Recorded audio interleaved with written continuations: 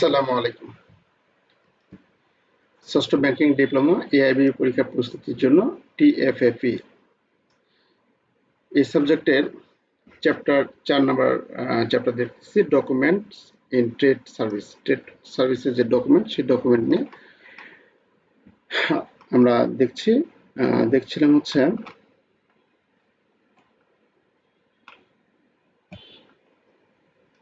সর্বশেষ দেখছিলাম 11 নম্বর প্রশ্ন।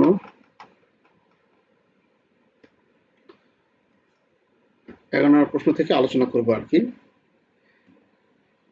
তো বলা আছে যে আইএসবিপি 745 এর অধীনে বিল অফ এক্সচেঞ্জের মৌলিক প্রয়োজনীয়তাগুলো কি কি। তো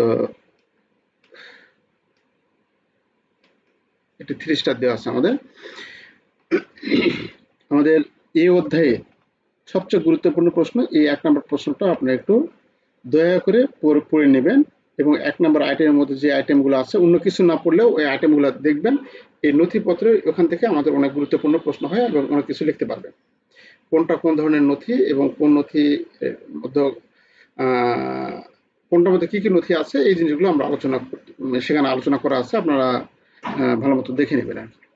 তাহলে এখন দেখবো আমরা 11 নম্বর প্রশ্ন যে বিল অফ এক্সচেঞ্জের মধ্যে কি কি প্রয়োজনীয়তা আবশ্যক, মানে যেগুলো থাকতেই হবে আর কি বিল অফ এক্সচেঞ্জে। তারপর এর আগে আমরা বিল অফ এক্সচেঞ্জ কি সেটা দেখে নেই। বিল অফ এক্সচেঞ্জ আমরা গতদিন দেখেছিলাম। বিল অফ এক্সচেঞ্জ হলো একটি আইনি নথি যা বকেয়া পরিমাণের দাবি প্রমাণ দেয়। অর্থাৎ আপনার কাছ থেকে কোনো কিছু আমি নিয়েছি বা কিনেছি, সেটা যখন একটা বিল অর্থাৎ যখন একটা ডকুমেন্টেশন তৈরি করব, আমি সে টাকাটা কতদিনের মধ্যে পে করব বা করতে হবে এবং সেটার উপর আরো কোনো বিধিনিষেধ আছে নাকি, এই যে ডকুমেন্টটা হচ্ছে বিল অফ এক্সচেঞ্জ। তো এই বিল অফ এক্সচেঞ্জটা এখানে আমাদের এই বিল অফ এক্সচেঞ্জের মধ্যে আমাদের কি কি শর্ত অন্তর্ভুক্ত থাকে বা কি কি প্রয়োজনীয়তা থাকলে আমরা সেটাকে বিল অফ এক্সচেঞ্জ বলবো, সেটা এখানে চেয়েছে আর কি। ড্রয়ার বিল অফ এক্সচেঞ্জ যে তৈরি করে সে ড্রয়ার সুবিধাভোগী স্বাক্ষর যখন সুবিধাভোগী বা দ্বিতীয় সুবিধাভোগী বা তার নাম পরিবর্তন করে এবং ক্রেডিট পূর্বের নাম উল্লেখ করে, তখন নতুন সত্তার নামে একটি বিল অফ এক্সচেঞ্জ তৈরি করা যেতে পারে। এটি পূর্বের এত কিছু লেখার দরকার নেই, আমরা ড্রয়ার বলবো যে বিল অফ এক্সচেঞ্জ তৈরি করে, শেষ, এত লেখার দরকার নেই। এটা কে কি পাচ্ছে, কে করতেছে ওটা লেখার দরকার নেই। ড্রয়ারটা হচ্ছে কি বিল অফ এক্সচেঞ্জ তৈরি করে এবং সেটা তার কে তৈরি করতেছে, কোন পক্ষ তৈরি করতেছে সেই নাম ওখানে থাকবে। ড্রয়িং এটি অবশ্যই ব্যাংকের উপর তৈরি করতে হবে। আবেদনকারীর উপর আঁকা হলে বা তৈরি করা হলে এটি অন্যান্য নথি হিসেবে বিবেচিত হবে এবং এত এফ এর অধীনে পরীক্ষা করা হবে। এটা কিছু আইনের ধারা আছে, সেই আইনের ধারা অনুযায়ী পরীক্ষা করা হবে। তাহলে আমাদের এখানে থাকবে একসঙ্গে আপনারা লিখবেন, তাহলে আপনাদের ঝামেলা থাকবে না। ড্রয়ার এবং ড্রয়ের পরিমাণ, ড্রয়ার এবং ড্রয়ের সেখানে উল্লেখ থাকবে বিল অফ এক্সচেঞ্জের মধ্যে। ইস্যুর তারিখ থাকবে, পরিমাণ থাকবে, কত টাকার সেটা ডিল হচ্ছে সেটা থাকবে, মেয়াদকাল থাকবে, কতদিনের মধ্যে পরিশোধ থাকবে, সংশোধনের সময়। মানে সাধারণ একটা যদি আমরা ডিড তৈরি করি ব্যাংকে, সেই ডিডে কি ধরনের ইনফরমেশন গুলো থাকতেই হয়, হ্যাঁ, সেই মিনিমাম সেই রিকোয়ারমেন্ট গুলো এখানে আমরা তুলে দেবো আর কি। পরিপক্কতার তারিখ মানে ম্যাচুরিটির তারিখ, এটা সর্বশেষ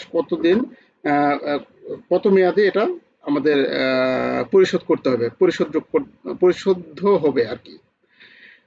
তো বিল অফ এক্সচেঞ্জের প্রয়োজনীয়তাগুলি মধ্য থেকে আমাদের এই প্রশ্নটা বেশি ইম্পর্টেন্ট। বিল অফ এক্সচেঞ্জ কি, এটা আমাদের টিকাতে বেশি আসে, আশঙ্কিত হবে আসতে পারে বিল অফ এক্সচেঞ্জ কি। তারপরে এগুলা অতটা বেশি ইম্পর্টেন্ট না।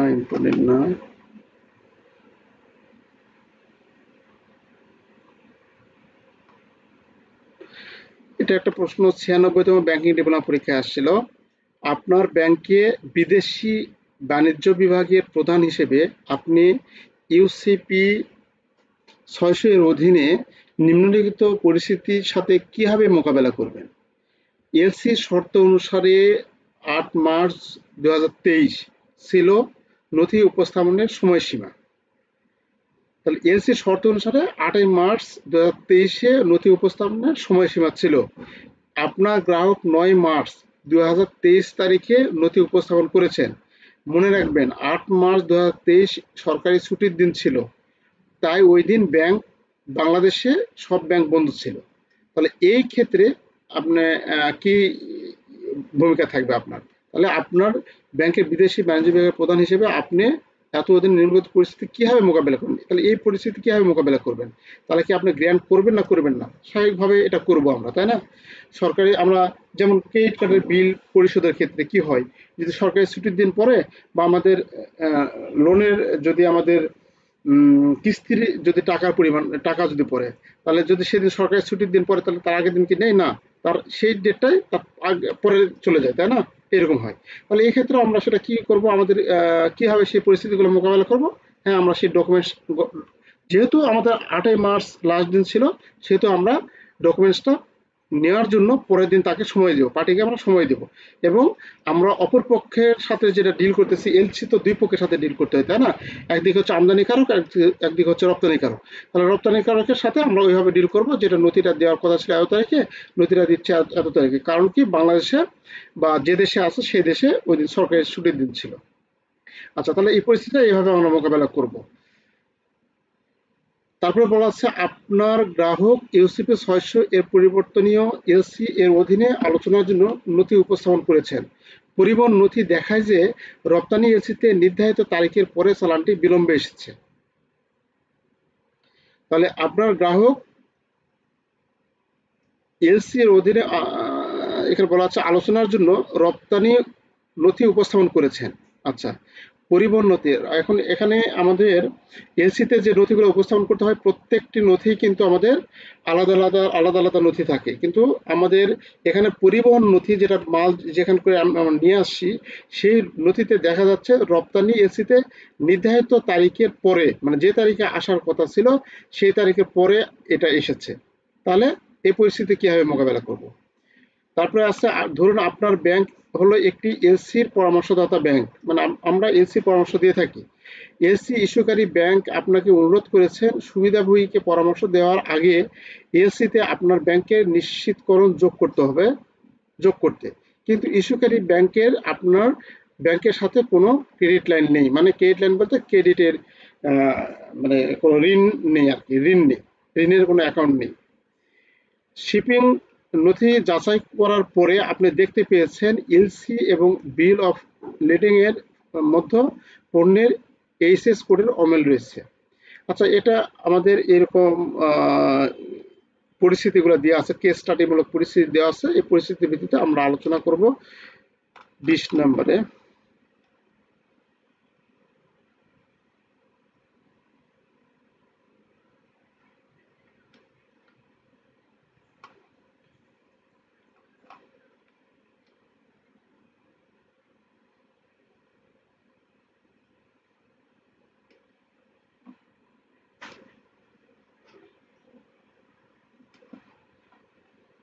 আচ্ছা, তো এখানে যে পরিস্থিতি, এ নাম্বার পরিস্থিতি আমাদের এখানে বলা আছে যে নথির উপস্থাপনা এলসিতে নির্দিষ্ট সময়সীমার পরে ঘটেছে, এমন পরিস্থিতি কিন্তু সরকারি ছুটির সাথে মিলে যায়, তাই যে তারিখে ব্যাংক বন্ধ ছিল ইউসিপি 600 ধারা 2-9 এর বিধানগুলি বিবেচনা করা উপযুক্ত। এই নিবন্ধে বলা আছে, যদি নথি উপস্থাপনের শেষ দিনটি এমন একটি দিনে পড়ে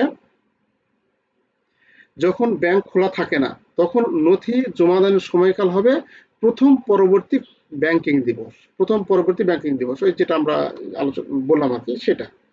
যেহেতু যেহেতু এখানে বলা আছে 8 মার্চ 2023 বাংলাদেশ সরকারি ছুটির দিন এবং সমস্ত ব্যাংক বন্ধ ছিল, তাই 9 মার্চ 2023 তারিখে নথি উপস্থাপনা যথাসময়ে উপস্থিত হিসেবে বিবেচিত হবে। তার 9 মার্চ হচ্ছে নথি জমাদানের শেষ তারিখ বলে বিবেচিত হবে, তাই না? আচ্ছা, অ্যাজ ইউজুয়াল যেটা আমরা সাধারণভাবে যেটা আমরা করে থাকি। তারপরে বি নাম্বারে যেটা বলা ছিল যে কখন মানে পরিবহন নথি দেখায় যে রপ্তানি এলসিতে নির্ধারিত সময়ের পরে বিলম্বে এসেছে আর কি, মানে যে তারিখে আসার কথা সে তারিখে না আসে পরের ডেটে এসছে বা পরের একদিন পরে আসছে। তাহলে যদি পরিবহন নথি দেখায় যে চালানটি এলসিতে নির্ধারিত তারিখের পরে করা হয়েছিল, ইউসিপি 600 এর অধীনে একটি অসঙ্গতি তৈরি হবে, যার ফলে ব্যাংক নথিগুলোকে মর্যাদা করতে পারে না, মানে ওনার করতে পারি না, আমরা ডিজনার করে দিতে হয়, এবং এটি অবশ্যই অসঙ্গতি সম্পর্কে অবহিত করবে। গ্রাহক কি কারণে এটা অসঙ্গত হয়েছে, ডেট মিসম্যাচ হয়েছে, গ্রাহক সেটা কি করবে, জানাবে আমাদের। গ্রাহককে ক্রেতার সাথে অমিল সমাধান করতে হবে বা চালানের সাথে তারিখ বাড়ানোর জন্য এসিতে সংশোধনের জন্য অনুরোধ করবেন। তাহলে আমরা এটা মাতব্বরি করে কোনো কিছু করব না, গ্রাহকের কাছ থেকে আমরা এর সমাধানটা নিয়ে নিব, অথবা সে অ্যাপ্লাই করবে, তাই না? আচ্ছা, সে কথা এখানে, সেই পরামর্শটা আমরা দিব। সি নাম্বার, পরামর্শদাতা ব্যাংক হিসেবে যদি মানে আপনার ব্যাংকের যদি ক্রেডিট লাইন না থাকে, তাহলে কি আমরা কি পরামর্শ দেব তাকে? অর্থাৎ এখানে বলা আছে, ধরুন আপনার ব্যাংক হলো একটি এলসি পরামর্শদাতা ব্যাংক। এলসি ইস্যুকারী ব্যাংক আপনাকে অনুরোধ করেছে সুবিধাভোগীকে পরামর্শ দেওয়ার আগে এলসিতে আপনার ব্যাংকের নিশ্চিতকরণ যোগ করতে হবে। মানে আপনার ব্যাংকের সাথে তার লেনদেন থাকতে হবে, করতে হবে, মানে সবকিছু অ্যাকাউন্ট মানে সবকিছু লোন টোন সবকিছু থাকতে হবে এরকম। কিন্তু ইস্যুকারী ব্যাংকে আপনার ব্যাংকের সাথে ইস্যুকারী ব্যাংকের আপনার ব্যাংকের সাথে কোনো ক্রেডিট লাইন নেই। এখানে আমাদের পরামর্শদাতা ব্যাংক হিসাবে এলসিতে নিশ্চিতকরণ সংযুক্ত করতে পারবে না যদি ইস্যুকারী ব্যাংকের আমাদের ব্যাংকের সাথে কোনো ক্রেডিট লাইন না থাকে। তাহলে মোট কথা ক্রেডিট লাইন আমাদের থাকতে হবে। এলসিতে নিশ্চিতকরণের যোগ করার অর্থ হলো উপদেষ্টা ব্যাংক সুবিধাভোগীর কাছ থেকে অর্থ প্রদানের বাধ্যবাধকতা গ্রহণ করার জন্য ইস্যুকারী এবং উপদেশ প্রদানকারী ব্যাংকগুলির মধ্যে একটি ক্রেডিট লাইন প্রয়োজন। তাই আমরা ক্রেডিট লাইনের অনুপস্থিতির কারণে নিশ্চিতকরণ যোগ করতে আমাদের অক্ষমতা সম্পর্কে তাদের জানাতে ইস্যুকারী ব্যাংকে, অর্থাৎ এখানে আমাদের এরকম বিষয়টা হচ্ছে যে আপনার ব্যাংকে আসছে কেউ এলসি করার জন্য, কিন্তু আপনি আপনি যে দেশের সাথে আপনি পণ্য ক্রয় বিক্রয় করবেন বা আনবেন সেই দেশের কোনো ব্যাংকের সাথে আপনাদের ক্রেডিট লাইন নেই বা আমাদের কোনো ওইরকম কোনো সম্পর্ক নেই। তাহলে আমরা গ্রাহককে কি করব, এখানে আমরা অপারগতা প্রকাশ করবো। সেক্ষেত্রে আমরা ক্রেডিট লাইনের অনুপস্থিতির কারণে নিশ্চিত যোগ করতে আমাদের সাথে অক্ষমতার মানে নিশ্চিতকরণ যোগ করতে আমাদের সাথে অক্ষমতা সম্পর্কে জানাতে ইস্যুকারী ব্যাংকে সেই অনুযায়ী পরামর্শ দিব। ইস্যুকারী ব্যাংক মানে কি, আমাদের তো দুইটা দেশে দুইটা ব্যাংক থাকবে, একটা হচ্ছে এ হচ্ছে একটা দেশ, আর একটা হচ্ছে বি একটা দেশ, তাই না? একটা হচ্ছে ইস্যুকারী ব্যাংক, যেটা যে ব্যাংক ইস্যু করবে সেটা হচ্ছে ইস্যুকারী ব্যাংক। তাহলে ইস্যুকারী ব্যাংকে আছে, আর একটা হচ্ছে উপদেশ প্রদানকারী ব্যাংকগুলির মধ্যে, এটা বিভিন্ন রকম ব্যাংক আমাদের থাকে, মানে এই দুইটা দেশের মতো ব্যাংকের মধ্যে আমাদের কি থাকবে, ইন্টার রিলেশনশিপ থাকবে, আমাদের মধ্যে সম্পর্ক থাকবে। যদি ওইরকম কোনো সম্পর্ক না থাকে তাহলে ডাইরেক্ট আমরা সেটা বলে দেবো গ্রাহককে, বা ওই ক্রেডিট ওই দেশের ব্যাংকে আমরা সেটা বলে দেবো যে ক্রেডিট লাইনের অনুপস্থিতির কারণে নিশ্চিতকরণ যোগ করতে আমাদের অক্ষমতা সম্পর্কে আমরা সেই অনুযায়ী পরামর্শ দেবো, মানে ইস্যুকারী ব্যাংকে পরামর্শ দেবো।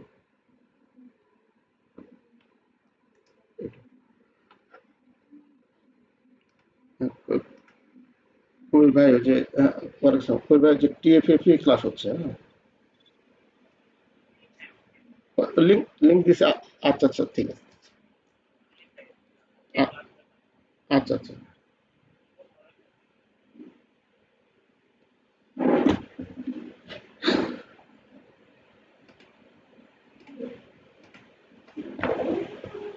এখানে আমাদের কিছু এটা জটিল কিছু আইনের ধারা বোঝার বিষয়, আমাদের এলসির যে বইগুলো আছে, আপনারা যারা এলসি এডি ব্রাঞ্চ যেগুলো আছে, সেই এডি ব্রাঞ্চের যে ভাইয়েরা কাজ করে, বিশেষ করে এলসির সাথে সম্পর্কিত যারা, তারা এই বিষয়গুলি বেশি এক্সপার্ট হবে বা ভালো বলতে পারবে তারা। আহ, অথবা যারা এলসি নিয়ে যারা প্রতিনিয়ত কাজ করেছেন, তারা এই বিষয়গুলো ভালো বলতে পারবে না, হ্যাঁ, তাদের এই নিয়ম কানুন আইনগুলো বেশি ভালো জানা আছে তাদের। আর আমরা যারা জেনারেল ব্যাংকিং আছি তাদের কাছে একটু কষ্ট হয়ে যাবে এই বিষয়গুলো দেখতে, মানে এই বিষয়গুলো অ্যান্সার করতে আমাদের কাছে কষ্ট হয়ে যাবে। কারণ এই প্রশ্নটা আসলে দেখুন 96তম ব্যাংকিং ডিপ্লোমা পরীক্ষা আসলে, এখন এটা এসসি সম্বন্ধে যে ভাই সংশ্লিষ্টতা আছে সে ছাড়া এগুলো অ্যান্সার দেওয়া কিন্তু কঠিন হয়ে যাবে। এই যে এই অ্যান্সার দিতে পারবে, এটা দিতে পারবে, আর এটাও দিতে পারবে, সাধারণ জ্ঞান থেকে এটাও দিতে পারবে, মানে আমাদের যে সাধারণ আইডিয়া বা আমরা যে ব্যাংকিং করি সে দিতে পারবে, কিন্তু এগুলা আমাদের দেওয়া কঠিন হয়ে যাবে।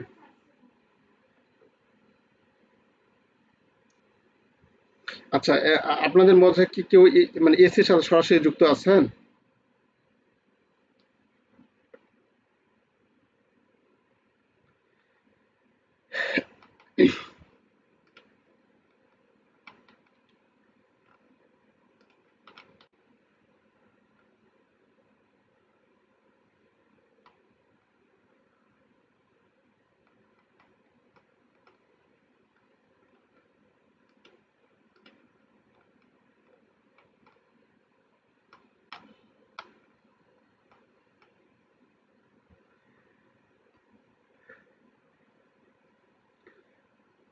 আচ্ছা, আমাদের যে পরের প্রশ্নগুলো আছে 22 নাম্বার এবং 23 নাম্বার, এটা ফিফথ ব্যাংকিং ডিপ্লোমা পরীক্ষায় এসেছিল। আর পরেরগুলো 97, 98, 99 আসছিল। আন্ডার ইনভয়েসিং কিভাবে বৈদেশিক মুদ্রার বিনিময় হার সহ সামগ্রিক অর্থনীতিকে প্রভাবিত করে? আন্ডার ইনভয়েসিং, তো এখানে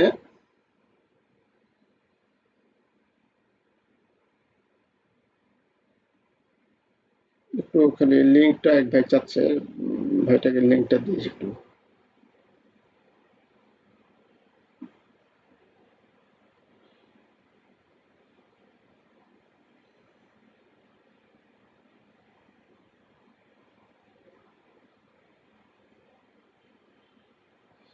আচ্ছা, তো এখানে আমাদের বলা আছে আন্ডার ইনভয়েসিং কিভাবে একটি দেশের মুদ্রা বিনিময় হার সামগ্রিক অর্থনীতিকে প্রভাবিত করে। আন্ডার ইনভয়েসিং আমরা দেখেছি মানে চালানে কম মূল্য লেখা, তাই না? চালানে কম মূল্য লেখা, আন্ডার ইনভয়েসিং, এটা অর্থনীতিতে কিভাবে প্রভাব বিস্তার করে। 97 আসছিল।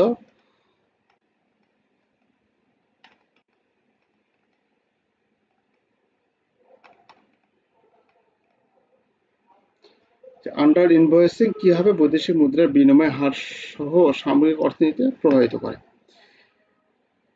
তাহলে আন্ডার ইনভয়েসিং বলতে আমাদের মোট একটা যে চালান মূল্য, এটা চালান কাগজ, এই চালানের উপর আমরা হয়তো একটা পণ্যের দাম হচ্ছে 10 টাকা, সেটা 10 টাকা না লিখে আমরা কি লিখেছি, 5 টাকা হয়েছে, 5 টাকা হয়েছে, এটার নাম হচ্ছে কি আন্ডার ইনভয়েসিং। অর্থাৎ ইনভয়েসের মূল্য যেটা তার চেয়ে কম মূল্য লেখা হচ্ছে আমাদের আন্ডার ইনভয়েসিং। এটা কি জন্য মানুষ করে? এটা করে এই জন্য যে কর ফাঁকি, ট্যাক্স ফাঁকি দেওয়ার জন্য সাধারণত করে থাকে। এটা মূলত একটা দেশের কর ফাঁকি দেওয়ার জন্য এটা করে থাকে। তো সেটা এখানে বলা আছে। বৈদেশিক মুদ্রা বিনিময় হারের উপর প্রভাব, রাজস্ব আদায়ে ঘাটতি, বাণিজ্য ভারসাম্যের উপর নেতিবাচক প্রভাব, কালো টাকার প্রবাহ বৃদ্ধি, বিনিয়োগের পরিবেশের অবনতি, মূল্যবোধ ও নৈতিকতার অবক্ষয়। তাহলে আমরা আমাদের অর্থনীতিতে কিভাবে প্রভাব বিস্তার করে, এটা অন্ততপক্ষে 4-5টা পয়েন্ট আমরা লিখবো। তাহলে বৈদেশিক মুদ্রার বিনিময় হারের উপর প্রভাব, আন্ডার ইনভয়েসিং এর মাধ্যমে রপ্তানিকারকরা তাদের পণ্যের প্রকৃত মূল্য গোপন করে কম বৈদেশিক মুদ্রা দেশে আনে।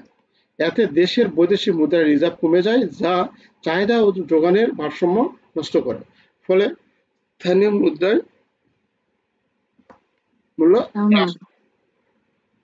হ্রাস পায়। আচ্ছা,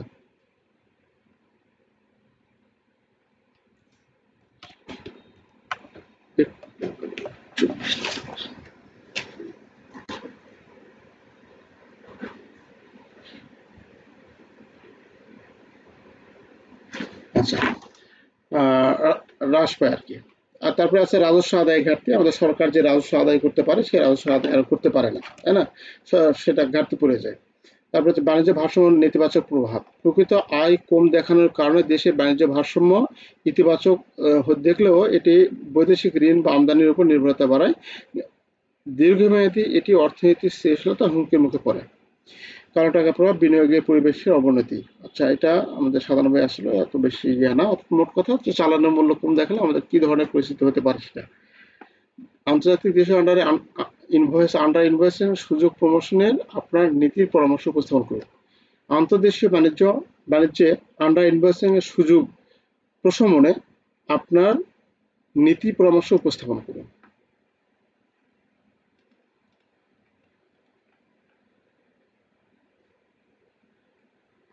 শক্তিশালী কাস্টমস নজরদারি ব্যবস্থা প্রবর্তন, মানে আন্ডার ইনভয়েসিং যেন না হয় এই জন্য শক্তিশালী কাস্টম নজরদারি ব্যবস্থাকরণ, যে আমাদের কাস্টমস অফিসারগণ যারা থাকবে তারা একেবারে ফিজিক্যাল মালের সাথে তাদের ইনভয়েস মিলে দেখবে আর কি।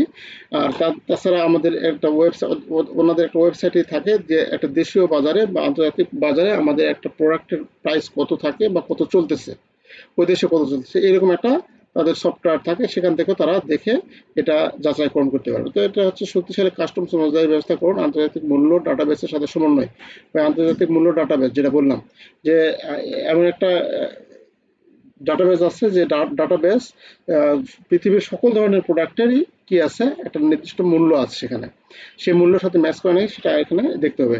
স্বাস্থ্যমূলক ব্যবস্থা জোরদার, আমরা স্বাস্থ্যমূলক ব্যবস্থা অবশ্যই জোরদার করতে হবে, তা না হলে সেই ধরনের অবস্থা বারবার ঘটতে থাকবে। সচেতন এবং প্রশিক্ষণ কর্মসূচি দ্বিপাক্ষিক এবং আঞ্চলিক সহযোগিতা বৃদ্ধি, স্বচ্ছ ই গভর্নেন্স পদ্ধতি চালু, ই গভর্নেন্স বলতে ইলেকট্রনিক গভর্নেন্স পদ্ধতি আমাদের চালু করতে হবে, তাহলে সেখানে ফাঁকিদার ব্যবস্থা নেই, যে যে যে যেটা নিয়ে আসুক আমাদের সরকারের যে আমাদের ওয়েবসাইট থাকবে, এই ওয়েবসাইটের মাধ্যমে এটা আসবে। এরকম ই গভর্নেন্স চালু হলে তাহলে সেটা ফাঁকি দেওয়া সম্ভব হবে। সরকারি নীতিমালা প্রণয়নে বেসরকারি খাতে অংশগ্রহণ, সরকারের নীতিমালা প্রণয়নে বেসরকারি খাতে অংশগ্রহণ থাকতে হবে। এখানে বাণিজ্য সংস্থা, চেম্বার অফ কমার্স, রপ্তানিকারকের সাথে আলোচনা করে বাস্তবসম্মত নীতি প্রণয়ন এবং যাতে তারা আইন মেনে চলতে উৎসাহিত হয়। তাহলে এটা হচ্ছে আমাদের যে আন্তর্দেশীয় আন্ডার ইনভয়েসিং সুযোগ প্রশমনে, মানে সুযোগ যেটা আছে সেটাকে যদি আমরা কমাইতে চাই, তাহলে আপনার কি কি নীতি বা পরামর্শ আপনি দিবেন?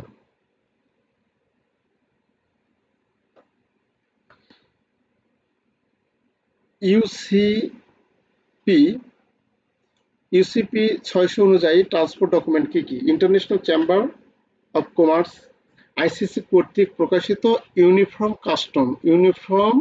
Custom and practice for documentary carry, UCPDC uniform customs and practice for documentary credits 600 এর অধীনে ট্রান্সপোর্ট ডকুমেন্ট হলো একটি আইনগতভাবে বৈধ দলিল যা পণ্য পরিবহনের প্রমাণ হিসেবে কাজ করে এবং ক্রেডিট শর্ত পূরণ করা হয়। এটি সাধারণ চুক্তি, পণ্যের স্বত্বাধিকার এবং ডেলিভারি বিবরণ নিশ্চিত করে। বিভিন্ন প্রকার ট্রান্সপোর্ট ডকুমেন্টের মধ্যে লাগছে বিল অফ লেডিং, এটি হচ্ছে সমুদ্রপথে পণ্য পরিবহনের জন্য ইস্যু করা হয়। এটি পণ্যের মালিকানা, টাইটেল অফ গুডস এবং রিসিভ ডেলিভারি প্রমাণ হিসেবে কাজ করে। প্রকারভেদ সময় আমাদের থাকে এখানে বিল অফ লেডিং, শিপমেন্ট বিএল, পণ্য জাহাজে তোলার পর ইস্যু, রিসিপ্ট ফর শিপমেন্ট, জাহাজে পণ্য তোলার আগে ইস্যু, ক্লিন বিএল, পণ্য ক্ষতিগ্রস্ত না হলে ইস্যু।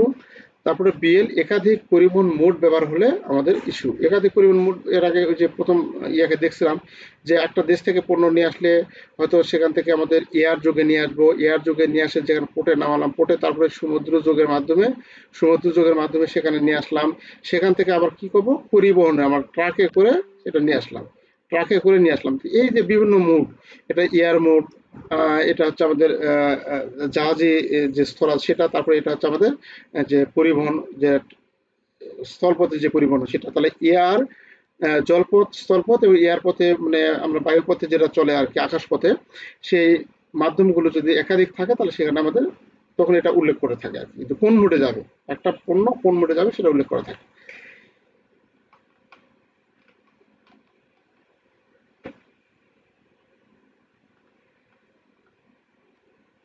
এয়ারওয়ে বিল বিমানপথে পণ্য পাঠানোর সময় ইস্যু করা হয়।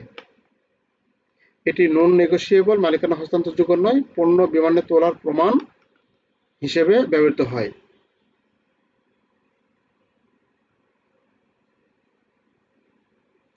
Road consignment note, road consignment note,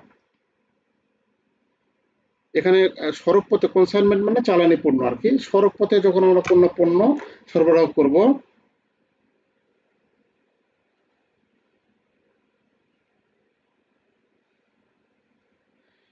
সেই ক্ষেত্রে আমাদের ওই রোড কনসাইনমেন্ট বা ট্রাকের ওয়ে বিল আমাদের করতে হয় আর কি। Rail consignment note courier receipt, অর্থাৎ কুরিয়ার রিসিপ্ট থাকতে পারে, মাল্টি মডাল, কম্বাইন্ড বা ট্রান্সপোর্ট ডকুমেন্ট, একাধিক পরিবহন মোড আমাদের আছে বলা আছে।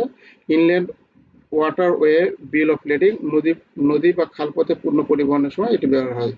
তাহলে আমরা এখানে যেটা বলা আছে যে পরিবহনের সময় আমাদের কি কি ডকুমেন্টেশন লাগে সেই ডকুমেন্টেশন গুলো নাম, এগুলা এই নামের পাশাপাশি আমরা এই বিবরণ এক লাইন আধা লাইন করে লিখব। বিল ডিসকাউন্টিং কি? বৈদেশিক বাণিজ্যের বিভাগে প্রধান হিসেবে রপ্তানি বিল ডিসকাউন্টের জন্য আপনি কোন কোন বিষয় অনুসরণ করবেন?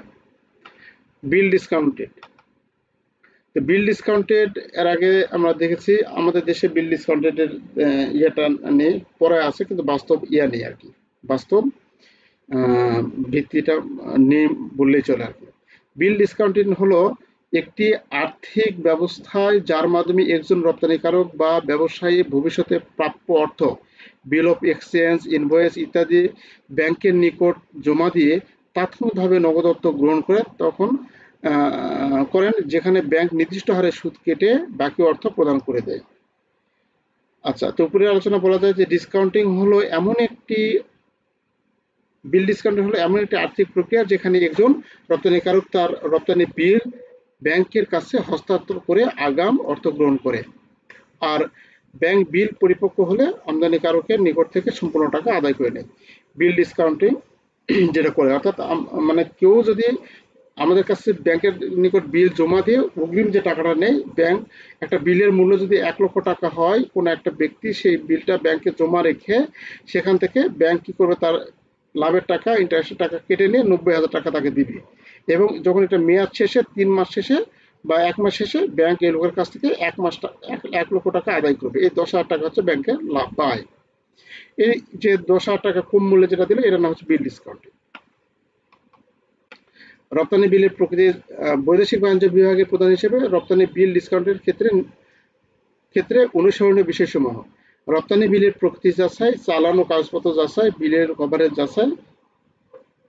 আচ্ছা, এটা মানে লেখা যাবে, সমস্যা নেই। এখানে বিদেশি ক্রেতার ক্রেডিট রেটিং, ইস্যুকৃত কভারেজ যাচাই, রপ্তানিকারক ইতিহাস আচরণ।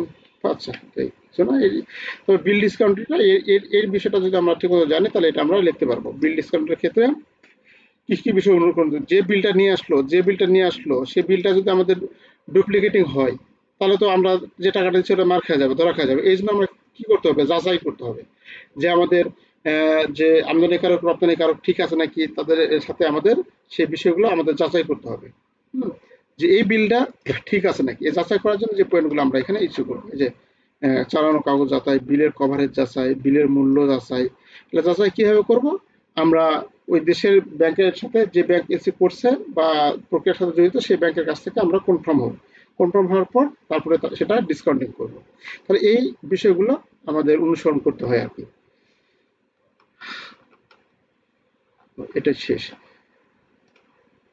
হলে 10:40 বাজে, আমাদের এই অধ্যায়টা শেষ মোটামুটি। আমরা এই সালের কোশ্চেনগুলো মিস দেবো, সালের কোশ্চেনগুলো তো দেখবই, আর এখান থেকে তো এটা দেখবই। 4 নম্বর চ্যাপ্টার শেষ, আমরা আগামীতে 5 নম্বর অধ্যায় আমি দেখবো আর কি।